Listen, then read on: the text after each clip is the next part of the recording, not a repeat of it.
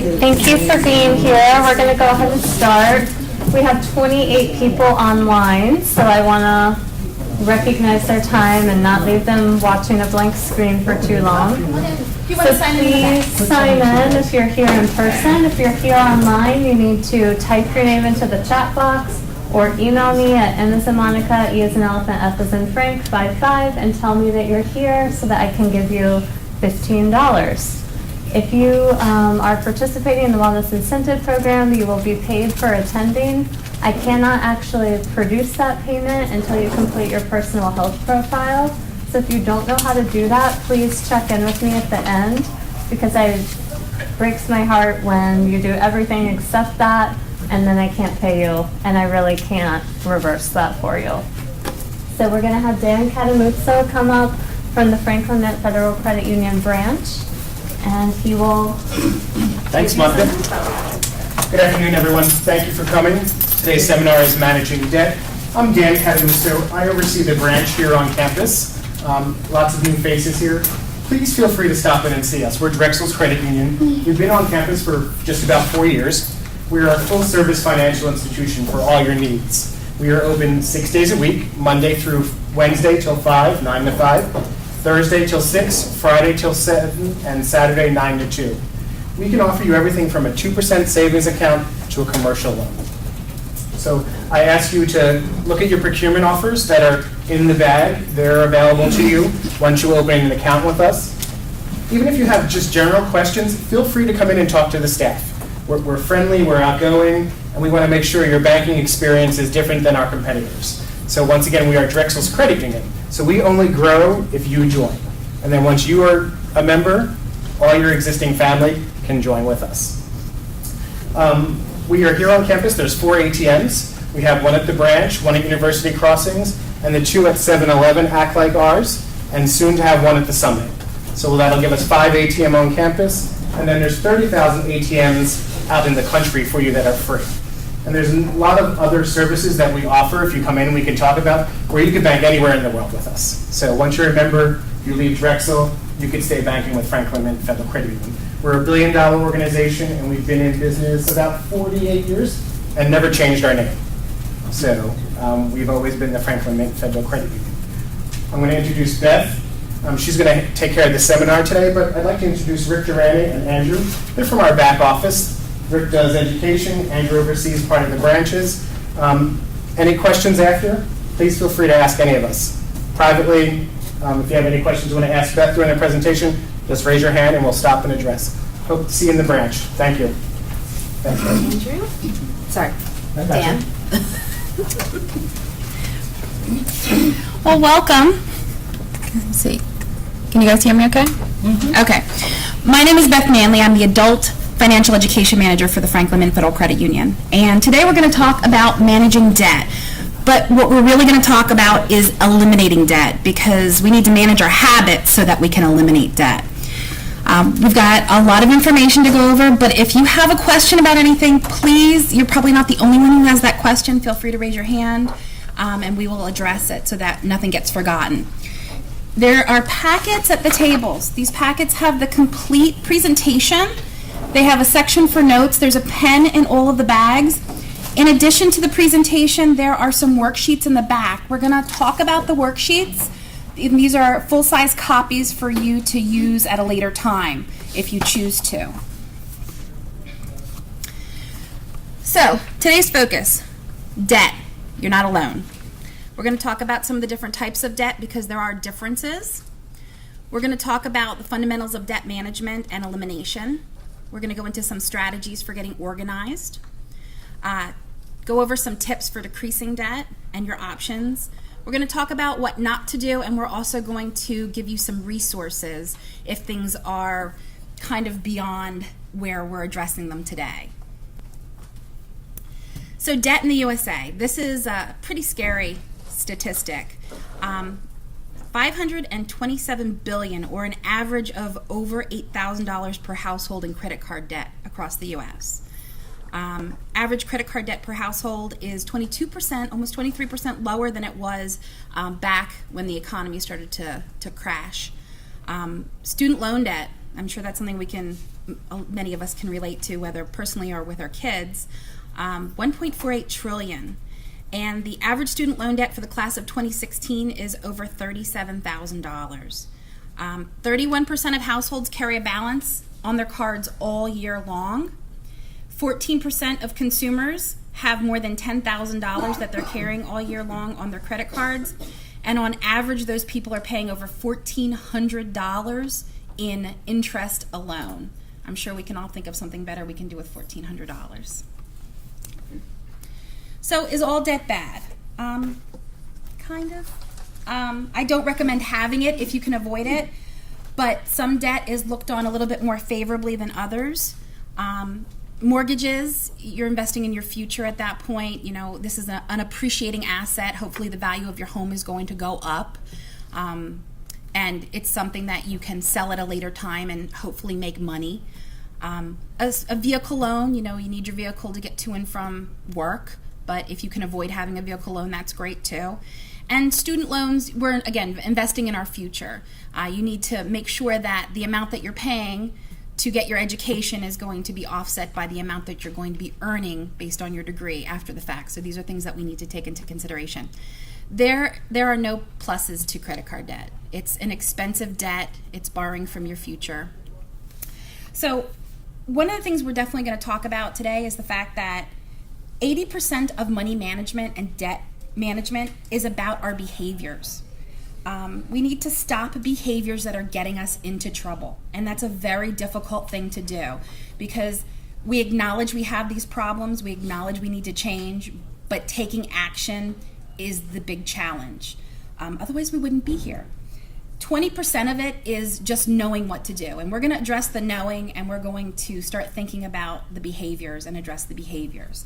But that's definitely something that you're going to have to take home with you and work on. So we don't operate in a vacuum, unfortunately, and we're influenced by society and our families and everything around us.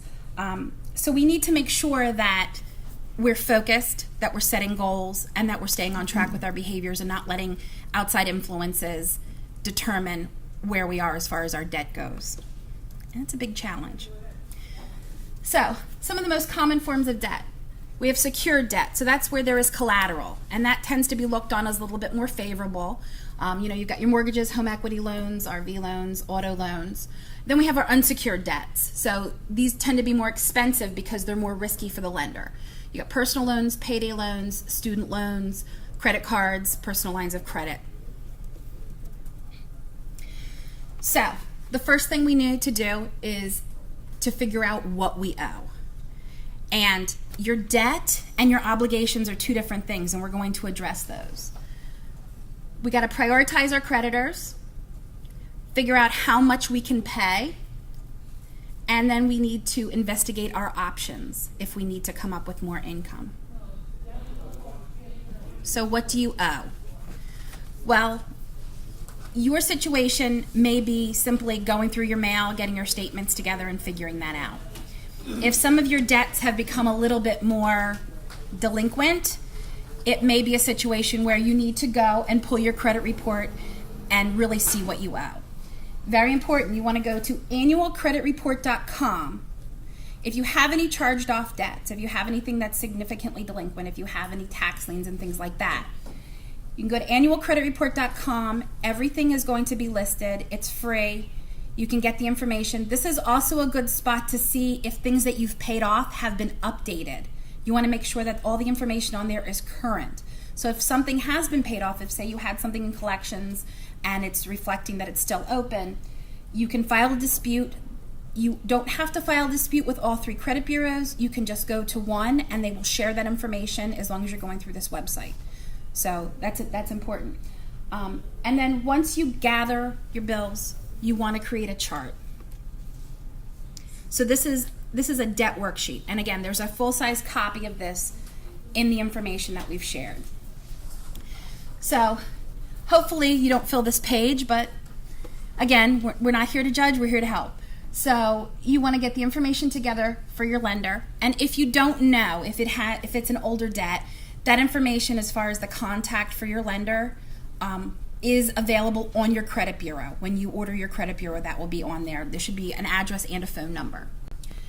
You want to list the amount owed, your minimum payment amount, if there is a minimum payment amount, and your percentage rate. And the reason you want to list the percentage rate is because we're going to prioritize.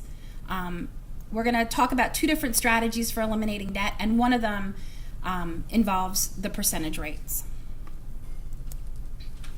So you're going to rank your debts on a worksheet, highest to lowest interest rate.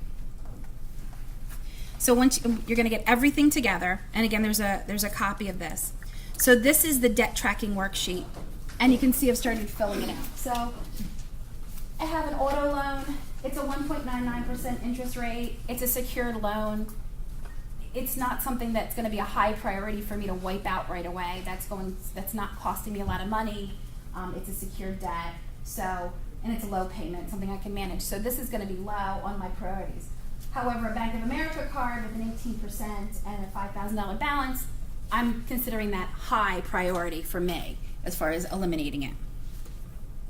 Now, there are a couple different strategies for eliminating debt.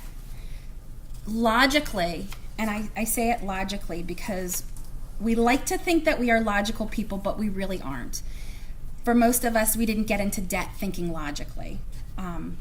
Logically, you want to pay off the most expensive, which would be the highest interest rate, and the highest balances first. That being said, if you are somebody who needs to see movement towards your goals, I recommend the snowball method. And the snowball method is paying off the smallest ones first. Because what happens is you pay off these smaller debts, they're eliminated. You get the feeling of relief from seeing things moving. Then you take that money and you apply it to the next smallest. And you're able to get the small ones paid off a lot quicker, and you're motivated. It keeps you moving.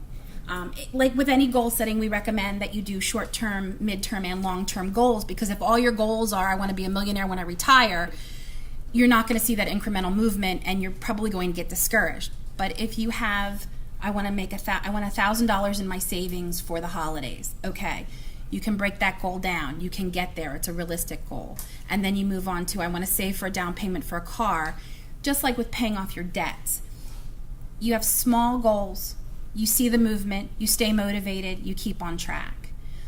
So again, no one knows you better than you know yourself. If that's how you need to manage it, even though intuitively it's not going to be the most efficient way for you to manage your money, it is better if it keeps you on track. So, you've now organized and ranked your debts. The next thing you need to do is to create a budget.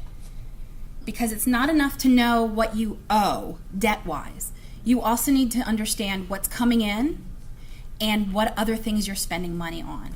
And this is where you're going to be able to structure your plan efficiently and see where you're going to be able to make cuts.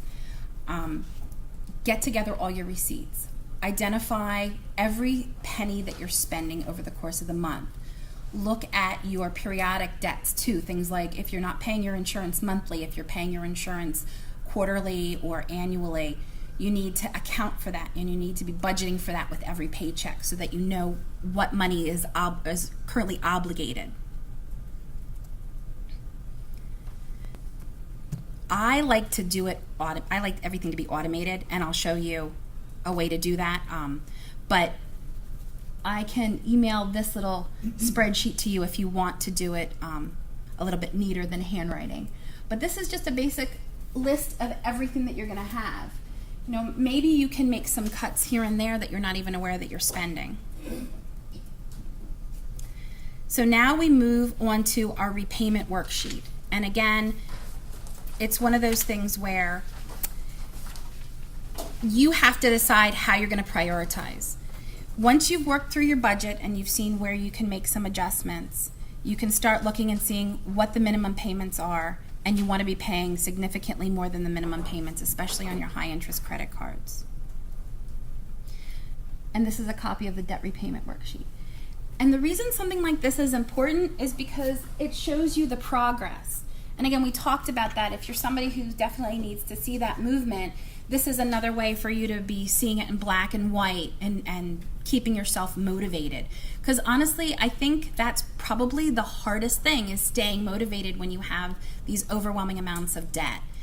It's so easy to continue with debt once you start with it. You get used to it. It becomes a way of life, and it doesn't need to be. You know, debt is borrowing from your future.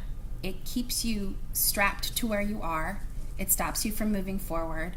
It can affect your health. It can affect your family.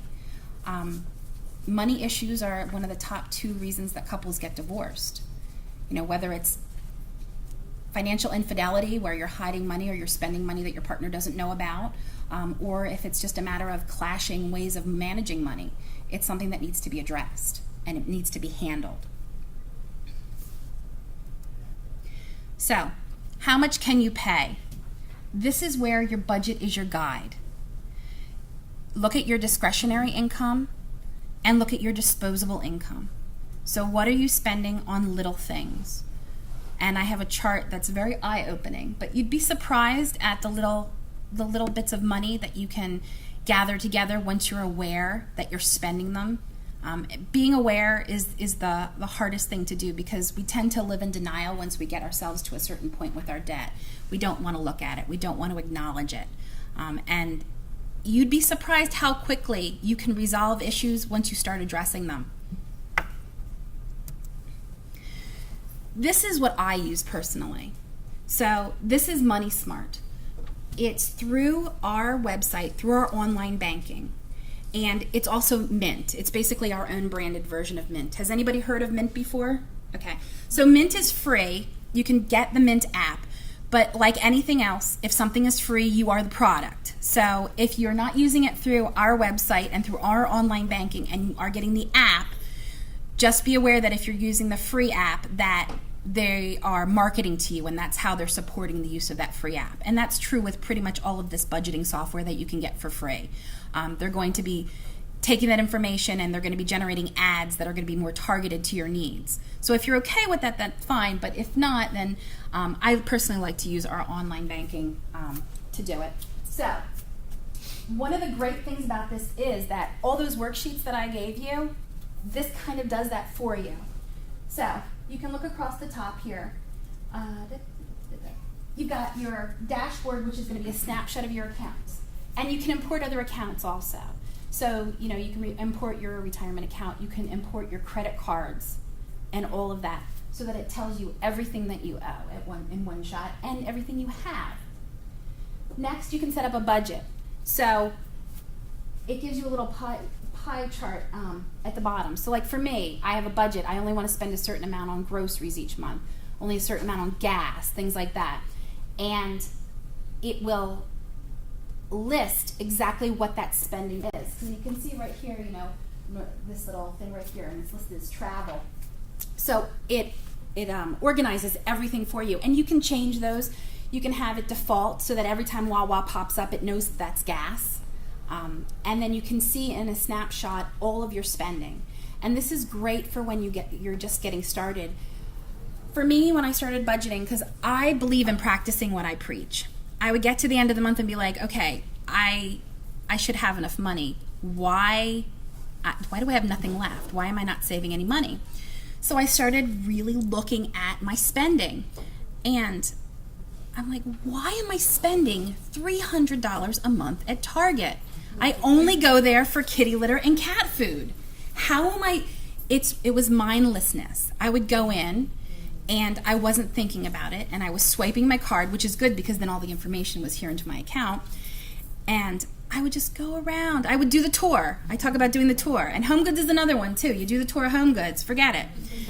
But it's that mindlessness and those bad habits and those bad behaviors that get us into this debt when we're not thinking about it. And the grocery store was the same way. I'm like, we're a family of 3. How am I spending all of this money on groceries? So I started doing some research and different ways that I could manage my behaviors better. So the first and the easiest behavior that I changed was every Friday I sit down, I look at my calendar, and I decide exactly what I'm going to do for meals for the entire week. And my list has all of our meals listed, every ingredient that I need, and I do not deviate from that list when I go to the grocery store. Because I'll tell you, that was the quickest $50 a week that I ever saved. And you're wasting less. But again, it seems intuitive, like, okay, I just go with a list. But need to do the same thing with Target. If I know I only need those 2 things or 3 things, I need medicine, then I need to go into Target, I need to keep to my list, or I need to not go to Target. And honestly, for me, because I'm not that disciplined and I know that's a hot button for me, I stopped going to Target. I now shop once a month online with Chewy.com. I get my kitty litter and my cat food delivered to me, and I haven't been to Target in quite a while now. Yes? So we have a comment. We have someone who said they used their tax return to finish paying off their heater payment, and then they took the heater payment towards their car payment to get them out of the way, and then they're hoping to use that amount once they paid off the heater towards their mortgage. That's fantastic. And that Question as well. Yes. If you don't mind. No, go ahead. So I have someone asking about their free credit report. Mm-hmm. Can they pull it only once a year? Can they download it? And what about their credit score? That's a great question. Okay, so we'll backtrack to that. So with annualcreditreport.com, and you want to be careful that that's the site that you're going to, because you'll see freecreditreport.com, you'll see Credit Karma, all those different sites. So annualcreditreport.com is the one that is created through the government. It's a joint effort through the 3 credit bureaus and with the government in order to make credit more transparent to consumers. So you can go in, there are 3 bureaus. There's TransUnion, Equifax, and Experian. In January, you can go in and order your Equifax. You can go 4 months later and order your Experian, and then 4 months later go and order your TransUnion. So each company operates separately, even though they share information. So you can actually get 3 free credit reports per year. In addition to that, there was a recent change so that, let's say you order your TransUnion and you find something that you need to dispute. You go, you dispute it, that information shared with the other 3 credit bureaus, so you don't have to keep chasing around that information. And now you can go back 30, 60, 90 days later and order another free TransUnion report to verify that the update has occurred. And that is a recent change. So, if you have an issue, you can still go back. You don't have to then pay. And I'd like to say too, if you really have trouble with instant credit and you're very impulsive, like some of us are, you could go to the extreme measure of freezing your credit. I don't necessarily recommend that unless you've been a victim of identity theft. But if you really have that much of an issue with controlling, going into the store, hey, I'm going to give you 20% off your purchase if you open a credit card, and that's how you're getting yourself into trouble, you can go that far. And then you really have to think about everything that you do. They'll give you a PIN. You have to go and give that PIN to the creditor in order for them to be able to pull your credit. That will not stop you. If your credit is frozen, you can still get your free credit report. You can download a PDF version of your credit report and save that. That's what I do. I don't print it out because I don't like to have that floating around, because that is all your information. It's your addresses, your prior addresses, your date of birth, your social security number. Everything is on there. It's your whole credit file. But I do recommend you do that on a regular basis, at least 2 to 3 times a year if you can. And if you've been a victim of identity theft or you've had any issues, I highly recommend that you're doing that on a regular basis and monitoring for anything that's out of the ordinary. Do we have any other questions? Well, we had one more. So we had someone who keeps a whiteboard on her fridge, and it's labeled Monday through Friday, and she just writes her dinner in. So some people are saying they don't have time to meal plan. People are offering suggestions. That's the thing too, is that you find that the less time you have, the better meal planning really is. Because we're gone 4 or 5 nights a week. We've got swim team, we've got classes, sometimes I have an event at night. It's constantly busy. And you'd be surprised that if you, sometimes on a Sunday, I'll just stop what I'm doing and put together a few things, throw them in the freezer, and then, crock pots and Instapots can be your best friends. And even as a single person, I would cook. I'd cook 3 major things on a Sunday night. I'd freeze some of it, and I'd have it ready to go. Because that is a huge expense. When you see how much you're spending eating out and how unhealthy it is. You know, it's unhealthy for your body, and it's unhealthy for your wallet, especially for your wallet, depending on where you're going. So, again, money smart, it's mint. The other thing that is important, especially as you're digging yourself out of debt, is your net worth. And that's another one of those little things that's really nice to see grow. So, as you reduce your debt, your net worth, you can see that will automatically calculate it based on the information. You can put if you own a home or you own a car, you can input the value of those, and as you pay down your mortgage and you pay down your auto note, you'll see your net worth grow. So that's just another nice way to kind of give yourself a pat on the back. All right, we talked about decreasing expenses, so spending less on food. I think that's probably the easiest one to cut, to be honest with you. Transportation costs. For some of us, maybe commuting can be altered a little bit. Maybe we start carpooling with somebody who lives near us. Reduce clothing costs. Stop responding to flash sales online. That is any kind of flash sales. 40% off. Well, now you have to buy it because it's 40% off. And that's where we talk about controlling impulse in general. Entertainment expenses. So one of the great things that I get to experience is I get to go around to a lot of different public libraries because we do presentations there. And I had no idea all of the free things that you can get from the public library. So we were at the Haverford Library. I had no idea they have free passes to the zoo. They have free Rokus. So you can use the Roku for 3 days at a time and watch movies and things like that. Take advantage of all the free things that you can get through your communities. My brother-in-law has never had cable, and he has a little side business. They go to Disney every year, and they don't have any debt. Because $200 a month that you're spending on, your cable packages and things like that, it adds up very quickly. Always used to rent movies from the library. I mean, it's these little choices, and people used to tease him about that, but they can tease him all they want as he's having his vacation in Disney. He's perfectly happy with that. Yes? Oh, I was just going to share that one of the best things that I did for myself recently was unsubscribing from, Old Navy's email blast, because flash sales... I hear you. Yeah. Mm-hmm. So unsubscribe from emails, even if it hurts. It really did, it saves a lot. I will agree with you 100% on that one. Yeah. So, beware of little expenses. A small leak can sink a great ship. And this is where, and some of those expenses aren't so little, but I love this chart. I use this for my budgeting. I use this chart for so many different things. So I just went over and I got myself a cup of coffee. So it was $3.75. So this $2.70, which is the average. So if you're getting a cup of coffee every day and you're spending $2.70, which is on the low side, it's almost $1,000 a year that you're spending on coffee if you're engaging in that habit. And I think a lot of these are a little bit low. Like breakfast, $4 for breakfast. If you're going to Wawa and getting your cup of coffee and your breakfast sandwich, it's probably closer to $6.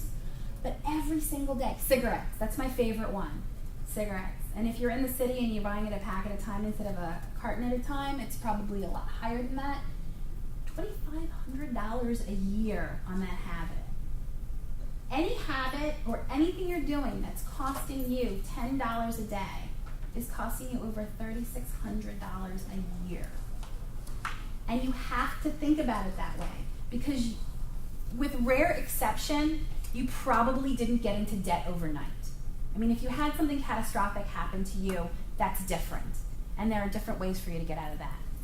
But we build our debt little bits at a time. It's like gaining weight. We didn't wake up overweight. It happened a little bit at a time. And the moment that you can stop those behaviors and change your mindset and look at it and take little bites out of your debt, the quicker you're going to be able to turn it around. And bottled water. $550 a year on bottled water. I mean, $1.50, that's pretty much anything out of a vending machine nowadays.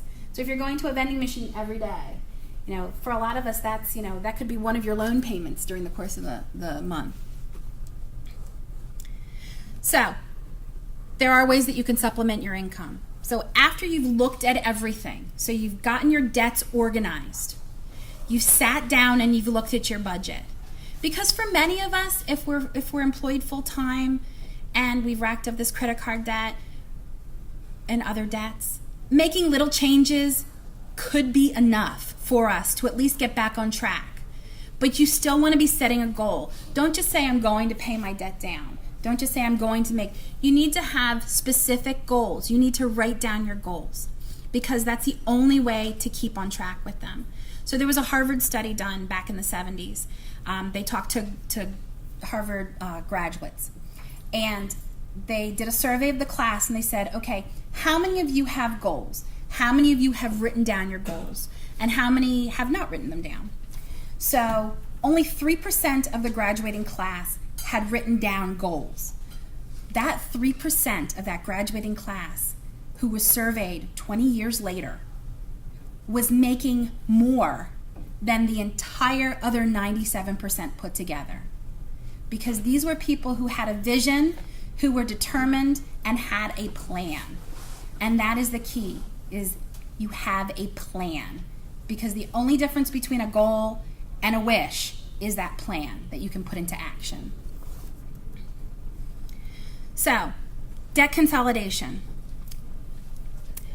This may be an option for you, depending on your situation.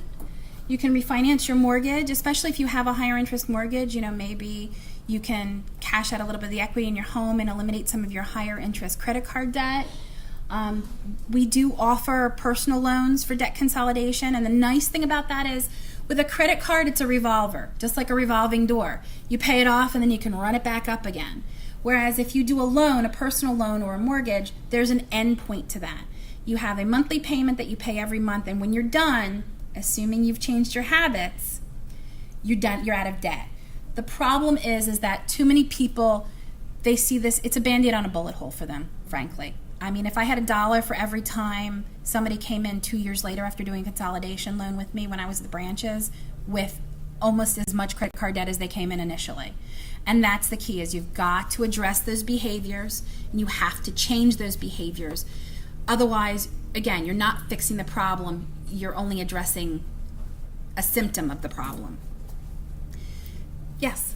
When you pay off, like if you were to do a consolidation loan, you really should pay off and you pay off the credit card. Mm-hmm. Your score goes down if you cancel a card you've had for a while. Yes. How long does it stay down, or does it ever go back up? It's all relative, and that's a great question. I don't recommend closing cards that you've had for a long time. So 30% of your credit score is your available credit. Okay? So what happens is when you pay off a credit card and you close it, if you have other credit cards that you're maxed out on, your available credit has just dropped considerably and your score is going to go down. Now, as you pay off the other ones, your score is going to go back up. But I really do, especially if you're trying to get things in order, if you're looking to consolidate your debt, get your debt together because you want to buy a house or something like that where score is really important, I cut it up. Don't use it. Put it in your freezer. A lot of people use that old tactic where they put the card in the back of the freezer, so you have to, chip away at the ice to get it out in case of an emergency. That's like an old time little habit that people have. But yeah, I don't recommend you necessarily close them out because available credit is so important to your credit score. And the credit score, that is your price. That's how much you pay. So the better your score, the lower the cost of your credit. Does anybody? Yeah. So we talked a little bit about the pros and cons of debt consolidation for credit cards. What about for student loan consolidation? That's a good question. We are actually doing a student loan seminar next month. I'll be there. So it really, and let's address that. We actually have student loans in here. Don't borrow from your 401k if you can absolutely avoid doing it. Avoid transferring balances because that's, again, it's a revolving door. I know I can pay it off in 18 months. I haven't changed my habits. I've run up more debt. I'm going to transfer it to another credit card. It's a bad habit to get into. Do not take on more debt if you're refinancing your home because now you're putting your home at risk. Okay, so student loans. This really only, the things we're going to talk about very quickly and very briefly because student loans, again, is its own topic. This really only deals with federal student loans. Because private student loans, for the most part, you need to talk to the issuing bank to deal with those. Whereas with the federal student loans, especially once the economy was really in trouble, they came about with some really nice plans to help you. And if you have federal student loans, as a Drexel employee, you may be eligible for some loan forgiveness because Drexel is a non-for-profit. So you need to be aware of that. There's paperwork you can fill out. You can go to studentloan.gov and list all the information that's there. You're going to go to studentaid.gov, how to repay your loans. The links are income-driven payment plans. So you've got your traditional 10 years with your student loans. You're done. You can pay it off. Then they have these different plans that you can extend the payment. It's income sensitive, and it's nice because it's income sensitive based on not your gross income, which most things are, but they actually look at your excess income. They take if you're married, your spouse's debt and your spouse's income into consideration when they put this plan together. And if you enter into one of these plans, one of these repay plans, so pay and repay, it's a 20 to 25 year plan, which is a very long time. So if you don't have to get into one of these plans, if you can manage to pay it off quicker, I recommend you do that. But if you have gone into you've gone into public service, your income is not as high as you would like it to be, and you don't have the time to have a second job, then the nice thing is after the 20 to 25 years of these plans, the debt is forgiven. You can walk away. You're done. And if you do qualify for the civil service or working for a non-for-profit, then it's after 10 years you're done. But again, I can't tell you you're eligible for that. You need to go online. There's paperwork that you need to apply for, and they'll tell you if you're eligible or not based on your years of service. And it doesn't have to be 10 years of service at the same organization too. So like we have a coworker who worked for Alex's Lemonade Stand. So that is a non-for-profit, a charitable organization. If she worked for them for 5 years and then worked here for 5 years, she could potentially be qualified for the loan forgiveness because of her total years worked. So let's talk about some resources. So I love our website, our banking. I use Money Smart every day. I'm on there, like looking and seeing, making sure I'm making my goals. One of the things I like is I set a goal for myself because I always forget how much money I spend at the holidays. I set a budget. I don't go over it. I take into consideration Thanksgiving because I host, and I know that I have to have that money ready by a certain date. I have an automatic payment that goes in from my paycheck to a specific savings account, and it's monitored. I have my little green bar that I see I'm on track. It tells me exactly how much I need to save each month, and I have that for paying off my car loan. I have that for saving for the holidays. I have that for saving for vacations. And again, this is something that's completely automated. You can have these monies moving without you even thinking about it. It's really nice, but you still have access to it. You can even set up automatic payments. You know, if you know it's going to take you 3 months to pay something off, you can queue those up to correspond to your paychecks as they hit. You're not even thinking about it. Everything is happening for you. If things have really gotten out of hand, if you're in a situation where you're afraid about losing your home, if you're considering bankruptcy, and again, sometimes things happen. Clarify is a fantastic nonprofit organization that we and some other financial institutions have partnered with. They do a debt boot camp.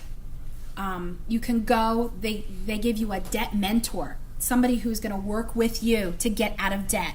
And some of the success stories that these people have, we just went to their big award ceremony where they had some of their success stories come in and talk about how desperate and dire their situation was.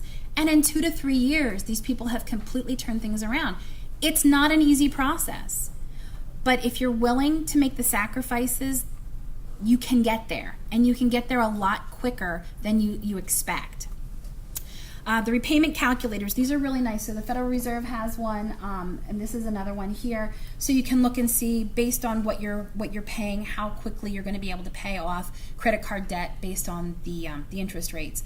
And then you can make the decision if you want to use the snowball effect, if that's going to keep you better motivated, or if you want to go and pay things off so that you're saving a little bit more money in the long run.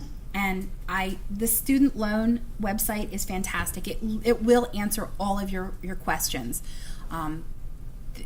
Believe me, their frequently asked question is probably about a dozen pages long because people have a lot of questions about student loans. Does anybody have any questions about anything that we've talked about? Well, that's everything that I have for today. I would like to, did you have any online questions? Someone just wanted you to remind us again the site to go to for student loan forgiveness. Yes, ma'am. So you want to go to studentaid.ed.gov.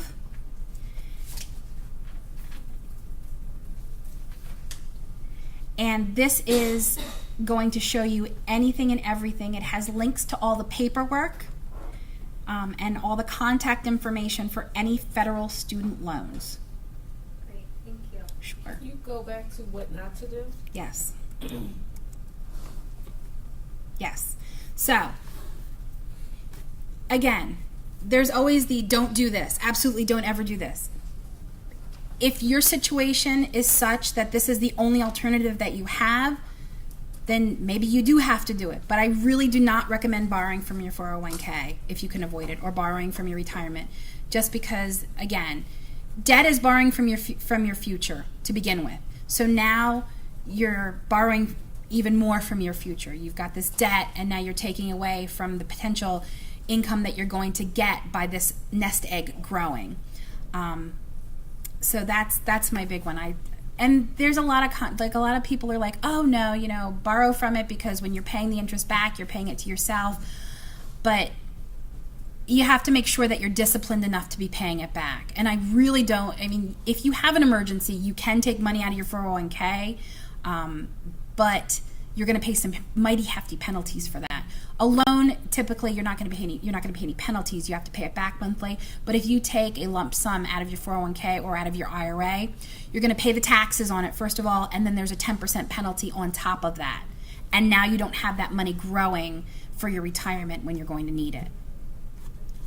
So better to get a second job now while you're able to than have to worry about having a job when you're in your retirement. Any other questions? The transfer balances? So transferring balances. So a lot of times we get these offers, 0% for 18 months. Well, it's never that simple. There's usually a 3 to 4% flat fee that you're going to pay, which is still better than 18% on your credit card. Make sure before you take advantage of that offer to transfer that balance that you have a plan in place to pay it off before that 18 months is over. So if you can do that and you can be disciplined enough to do that, then that's your decision to make. The problem is that I rarely see people who are able to do that. Maybe if it's a situation that arises that, your transmission goes on your car and you know that you can pay it off over, the course of a year, maybe that's the best option for you. But I don't recommend, because again, it's a vicious cycle. People keep rolling it over. And the other thing, and I don't think I really addressed this, is the first thing that you need to do is pay yourself. Everybody needs to have an emergency $1,000. And you'd be surprised how few Americans actually have that. So if you have that emergency $1,000, even if it's a matter of paying the minimum until you get to that point and then to start socking money away, that is going to be there for when you have those issues. So when you have that flat tire, you don't have to turn to the credit card. Having that available to you is very important. Oh, yes, sorry. So if you're making large kind of home purchases, like for a couch, refrigerator, appliances, all that kind of stuff, sometimes, the big retailers, they have their credit cards and they can say, you get 0% for 12 to 18 months. Right. Say you do that once a year because 1 year you need a couch, the next year you need a refrigerator, you pay them off within those terms, never use them again. Good, bad? Well, yeah, I mean, if you can do that.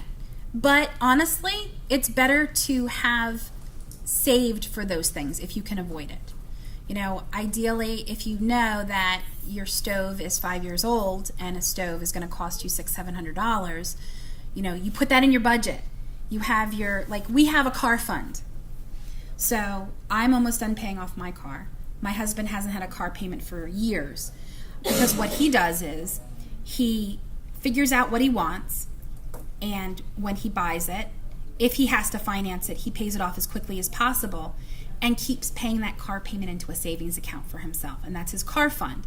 So that since we've been married in the past 10 years, I can't remember a time that I've known him that he hasn't had more than half the car paid for before he even walks into the showroom. And you get used to paying that money. You get used to not having that included in your regular spending money, so you have this cushion, you have the savings. And then if you have a flat tire, or you have an issue, a transmission issue, or repair that needs to be happening, that's in your car fund. And I love Dave Ramsey. Every dollar needs to have a name. And it's true, especially if you're not very disciplined. If you name every dollar, if you say this money needs to go towards this needs to go towards that, then you find that you're not spending that $300 at Home Goods or Target. You're not, because that money is already allotted for something else.